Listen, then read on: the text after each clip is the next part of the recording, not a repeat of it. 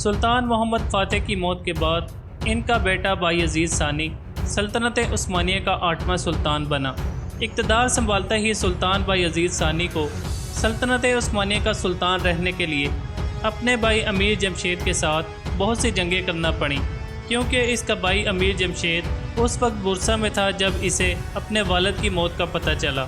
تو اس وقت امیر جمشید نے اپنے ماتحت علاقوں میں رہنے والے لوگوں کو اپنے ساتھ ملایا اور سلطنت عثمانیہ کا سلطان بننے کے لیے اپنے بھائی کے سامنے جنگ کرنے کے لیے کھڑا ہو گیا۔ جب بورسا اور اس کے قریب کے علاقوں میں حالات اس کے حق میں سازگار ہو گئے تو اس نے اپنے بھائی بایزید کی طرف ایک قاصد بھیجا اور اسے صلح کی پیشکش کی اور اس کے ساتھ یہ مطالبہ بھی کیا کہ وہ میرے حق میں سلطان کے عہدے سے دستبردار ہو جائے، لیکن سلطان بایزید نے اس بات کو ماننے سے صاف انکار کر دیا۔ اس کی وجہ یہ تھی کہ ان کے والد سلطان محمد فاتح نے اقتدار کو سنبھالنے کی وصیت اپنے اسی بیٹے کے نام پر کی تھی، مگر ان کے دوسرے بیٹے جمشید نے اس وصیت کو ماننے سے انکار کر دیا، جس کے بعد شہزادہ جمشید نے ایک دفعہ پھر اپنا قاصد سلطان بایزید کی طرف روانہ کیا اور کہا کہ بایزید سلطنت عثمانیہ کو 2 حصوں میں تقسیم کر دے، یورپی سلطنت پر بایزید حکومت کرے اور ایشیا پر امیر جمشید حکومت کرے گا۔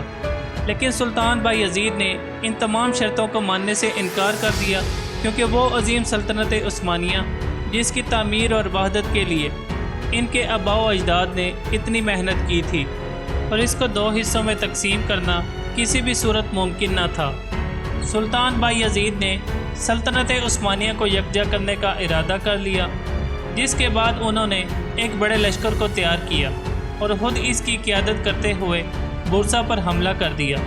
جس کے نتیجے میں شہزادہ جمشید کو شکست ہوئی اور وہ مصر کی طرف بھاگ گیا۔ اس جنگ کے کچھ عرصے کے بعد شہزادہ جمشید نے ایک دفعہ پھر ایشیائے کوچک کے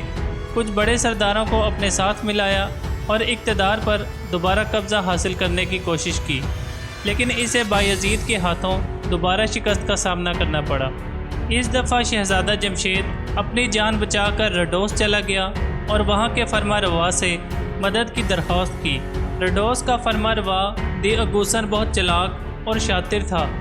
اس نے ایک طرف شہزادہ جمشید کو تسلی دی کہ وہ اس کی مدد کرے گا، جبکہ دوسری طرف وہ سلطان بایزید سے اسے قید میں رکھنے کے بدلے اچھی خاصی رقم بھی وصول کرتا رہا۔ بالآخر 13 سال قید میں رہنے کے بعد شہزادہ جمشید کو قتل کر دیا گیا، جس کے بعد سلطان بایزید نے یورپ سے اس کی لاش کو منگوا کر سلطنت عثمانیہ کی روایت کے مطابق انہیں بورسا میں دفن کیا۔ سلطان بایزید کے دور کا زیادہ حصہ اپنے بھائی کے ساتھ اقتدار کی جنگ میں گزرا۔ سلطان بایزید کے دور میں عثمانیوں اور مملوکوں کے درمیان شامی سرحد پر کچھ مارکے بھی ہوئے، لیکن ان مارکوں میں اس حد تک تیزی نہ آ سکی کہ دونوں کے درمیان کوئی خون ریز جنگ چھڑ جاتی۔ البتہ ان مارکوں کی وجہ سے دونوں سلطنت کے درمیان عدم اعتماد پیدا ہو گیا۔ یہی وجہ تھی کہ 1491 عیسوی میں صلح کے تمام مذاکرات ناکام ہو گئے، کیونکہ مملوکی سلطان قاتبائی کے دل و دماغ پر اس بات کا خوف تھا کہ عین ممکن ہے کہ عثمانیوں اور مملوکوں کے درمیان کوئی بڑی جنگ ہو جائے۔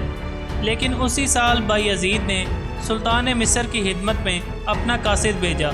اور تمام قلعوں کی چابیاں ان کے حوالے کر دیں جن پر مصر نے کچھ عرصہ پہلے قبضہ کر لیا تھا۔ سلطان مصر نے صلح کے اس پیغام کو خوش آمدید کہا اور تمام عثمانی قیدیوں کو رہا کر دیا۔ یوں 1491 عیسوی میں بایزید کی امن پالیسی نے عثمانیوں اور مملوکوں کے درمیان صلح کا معاہدہ طے کروا دیا، اور یہ صلح سلطان بایزید کے عہد حکومت تک قائم رہی۔ اس کے علاوہ سلطان بایزید کے دور میں ہنگری کے ساتھ عثمانیوں کی کچھ جھڑپیں بھی ہوئیں، لیکن ان کا کوئی فیصلہ کن نتیجہ نہ نکل سکا، اور آخرکار دونوں سلطنتوں کے درمیان صلح کا معاہدہ طے پا گیا۔ سلطان بایزید نے اپنے دور حکومت میں موریہ میں وینس کے 3 بڑے قلعے فتح کیے، جس کے بعد یونان میں وینس کا اثر و رسوخ مکمل طور پر ختم ہو گیا، اور یہ بھی سلطان بایزید کی ایک بہت بڑی کامیابی تھی۔ سلطان بایزید کا دور حکومت جو خانہ جنگی سے شروع ہوا اور اس کا خاتمہ بھی خانہ جنگی پر ہی ہوا،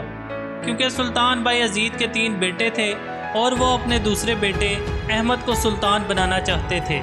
مگر احمد کے مقابلے میں سلیم، جو فوجی قابلیت بھی رکھتا تھا اور عثمانی فوج میں اسے بہت پسند کیا جاتا تھا، جب شہزادہ سلیم کو اس بات کا پتہ چلا کہ ان کا والد اپنے بڑے بیٹے احمد کو سلطان بنانا چاہتا ہے تو وہ طرابزون سے استنبول پہنچے، مگر سلطان بایزید نے ان کو واپس طرابزون جانے کا حکم دیا، مگر سلیم نے واپس جانے سے انکار کر دیا اور وہ جنگ کرنے کے لیے تیار ہو گیا، جس کے نتیجے میں سلطان بایزید کو اپنے بیٹے شہزادہ سلیم کے خلاف مجبوراً جنگ کرنا پڑی، اور اس جنگ میں شہزادہ سلیم کو شکست ہوئی، جس کے بعد شہزادہ سلیم کرمیا چلے گئے، جہاں کا فرما روا شہزادہ سلیم کا سسر تھا۔ اس نے شہزادہ سلیم کی بہت مدد کی، اور شہزادہ سلیم ایک دفعہ پھر استنبول آیا اور وہاں پر تمام فوج کو اپنے ساتھ ملا لیا۔ اس خطرناک صورتحال کو دیکھتے ہوئے سلطان بایزید نے 25 اپریل 1512 عیسوی کو اپنے بیٹے سلیم کے حق میں سلطنت عثمانیہ کے عہدے سے دستبردار ہو گئے۔ سلطان بایزید کی بڑی خواہش تھی کہ ان کے زندگی کے آخری دن ایشیائے کوچک میں گزریں، لیکن 3 دن کا سفر طے کرنے کے بعد 65 سال کی عمر میں سلطان بایزید کی موت واقع ہو گئی، جس کے بعد انہیں بایزید مسجد کے احاطے میں دفن کیا گیا۔ امید ہے سلطنت عثمانیہ کی تاریخ سے متعلق آج کی یہ ویڈیو آپ کو ضرور پسند آئی ہوگی۔ اگر آپ کو ویڈیو اچھی لگی ہو تو ویڈیو کو لائک کریں، شیئر کریں اور چینل کو سبسکرائب کرنا نہ بھولیے گا۔ ملتے ہیں اگلی ویڈیو میں کسی نئے ٹاپک کے ساتھ، تب تک کے لیے مجھے دیجیے اجازت۔ اللہ حافظ۔